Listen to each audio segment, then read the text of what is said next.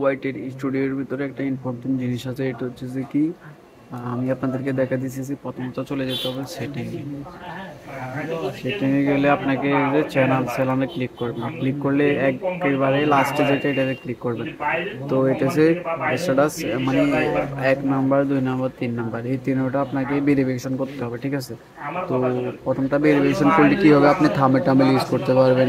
দ্বিতীয় নাম্বারটা ভেরিফিকেশন করলে আপনাকে 15 মিনিটের উপরে ভিডিও আপনি আপলোড করতে পারবেন, বা আপনি customer thumbnail and live stream করতে পারবেন, ঠিক আছে। আর এটা হচ্ছে যে আপনি ডেইলি আপলোড করতে পারবেন, বা 10-12টা যদি আপলোড করেন তাহলে কিচ্ছু হবে না, ঠিক আছে। তো আমরা ইউটিউব চ্যানেল খুলে বসে থাকি, ভিডিও ছাড়তে থাকি, আমাদের চ্যানেল গ্রাহক হয় না, বা আমরা ভিডিও আপলোড করলে ভিডিও পরে হতে যায় না। তো অবশ্যই আপনাকে এই তিনটা অপশন আপনাকে ভেরিফিকেশন করতে হবে, ঠিক আছে। তো একটা হচ্ছে ফেসবুক ভেরিফিকেশন, আরেকটা হচ্ছে আপনার আইডি কার্ড দিয়ে, আরেকটা হচ্ছে যে আপনার নাম্বার দিয়ে, ঠিক আছে। তো এই সবচেয়ে ইম্পর্টেন্ট জিনিস হচ্ছে এটা।